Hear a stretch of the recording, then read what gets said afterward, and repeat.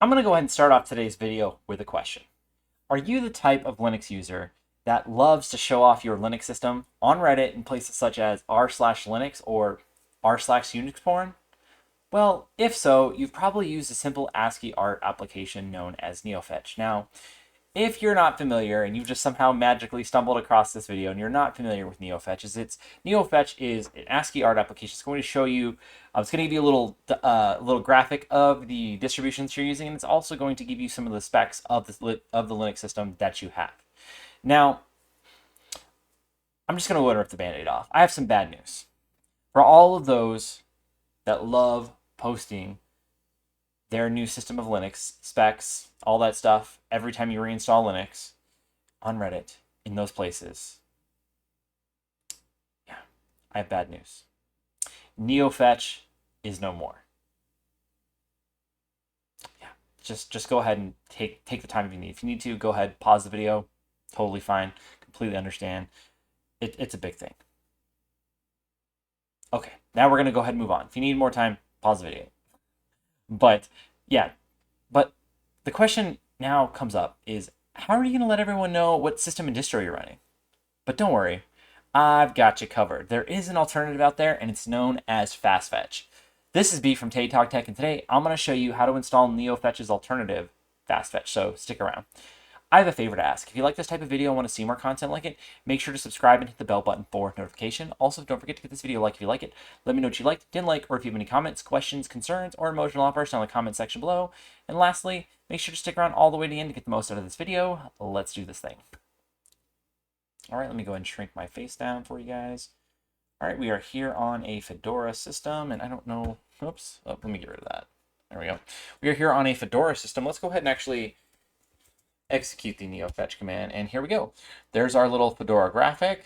I'm actually running this one local here on my MacBook. See, we can see all the information we're getting here. We're getting, kernel, uptime, packages, shell, CPU, GPU, memory, and all that stuff, and even the terminal. So we're getting a lot of information. We can see how this can be useful, especially, if you're coming into a situation where maybe you've been handed off a Linux server and you're like, well, what kind of hardware does this have? I'm curious because, I want to understand, maybe I'm having some kind of issue with, slowdowns or something like that. So there are actual uses for it other than gloating about your most recent Linux build. But, honestly, at this point, with Neofetch, we've really come to the end of an era. It's gone, as I stated in the intro. But recently, the developer of Neofetch, his name was Dylan. He archived his GitHub repository and left a message saying he left and was taking up farming.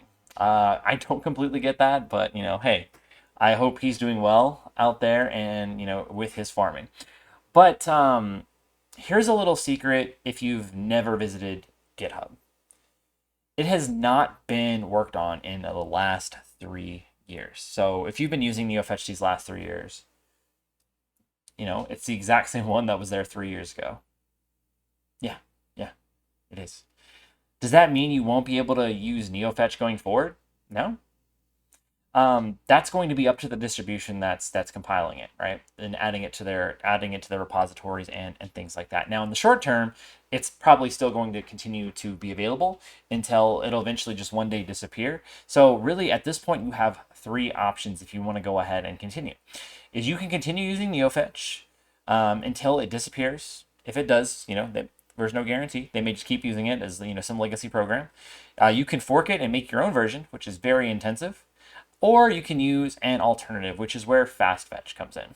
Now, most of the mainstream distros will probably phase it out over the next few cycles, so it's probably best to either fork it yourself or use an alternative. Just know that forking it will require a lot of work on your part, so just keep that in mind. All right, so let's go ahead and talk about installing FastFetch. And it pretty much is the same thing. There's a lot more to it than what I'm going to be showing you in this video. So, those of you who love going down and utilizing all the different features that are available in Neofetch, I believe, if I'm not mistaken, I believe a lot of those are there. I'm sure they're different. And then there's also I'm sure, enhanced features and things like that. So yeah, just go ahead and feel free to go ahead and explore all of those possibilities. So let's go ahead and talk about installing it. Let's go and clear this out. And all we're going to do is we're going to do sudo dnf, then we're going to do install, and we're going to do fast fetch. And this should be the same on a Rocky Linux system, or Alma Linux if you have installed the EPEL repository. So just keep that in mind. Let's put our password. It's going to do the thing. I've actually already got it installed in the system. So, oh wait, maybe I don't. Okay, I don't. Whoops. I don't have it installed on here. There we go. Cool. All right, so we got it installed. Install super quick. And let's go ahead and type it out here. Oops. There we go. See, now one of the things that you'll probably already notice is that FastFetch gives us quite a bit more information. I'm gonna go ahead and just zoom out here a little bit. There we go. So we can just get it all in the frame here. So yeah, it gives us a lot of the same information, but it also gives us additional information.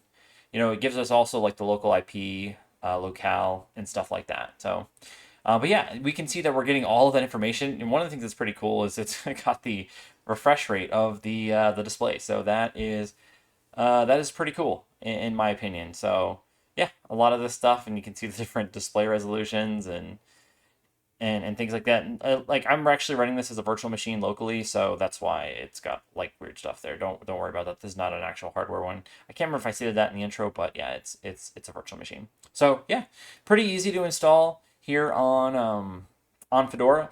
Now it's a bit more to do on Ubuntu. So let's clear this out. So you're gonna do on Ubuntu, you're gonna do sudo apt update. You're gonna put in our password. We're gonna let it do its update thing. We're gonna clear this out. All right, perfect. Now what we're gonna have to do is we're gonna have to go ahead and add a repository in order to be able to go ahead and make this thing happen.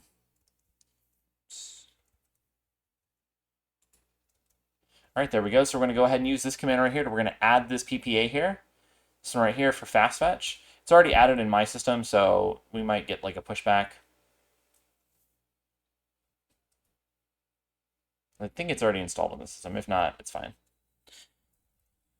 All right, clear. So we added that repository. Next thing we're going to do is sudo apt update. Perfect. There we go. We can actually see that it's released right here. Right there, pretty cool, right?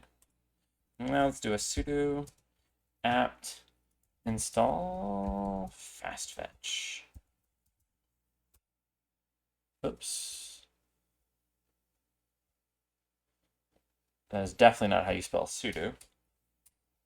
There we go. Yep, and we've already got it installed here. Oh, oops, which fast fetch. There we go. See it right there.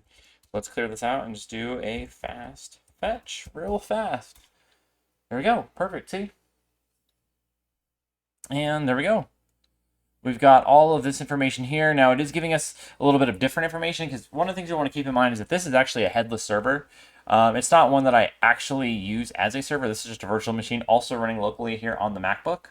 So keep that in mind. So we're not seeing all the same stuff, but we can see here that we've got different information. It's going to depend on what the system actually has available to it and stuff like that. So yeah, you can definitely see the difference here if you just look at the number of packages. We're looking at 2010 packages for Fedora and only 748 for Ubuntu server. So yeah, there's a pretty big difference between the two of those. So, but yeah, so that's gonna be the fast fetch. Yeah, that's what's gonna go ahead and allow you to share your system every time you install a new version of Linux on it. So I know it's a sad day, but it's great that there are alternatives, so you can brag about your Linux system. And honestly, I've said this before, and I'm going to say it again. This is just one of the things that makes like the Linux and open source community so awesome, is that we always have alternatives. Now, it may not always be necessarily the same as what you may see on other systems, but sometimes it's better. And that's the case here. I honestly have only used Neofetch for the display my system specs and stuff like that. So I've never actually used it for any of its enhanced features, but it's just great that that's there. You know, so make sure to check out this other video from my channel that should be popping up here in just a second. Remember, mistakes make you better, so keep on making them. Thank you so much for watching my video and have the greatest of days.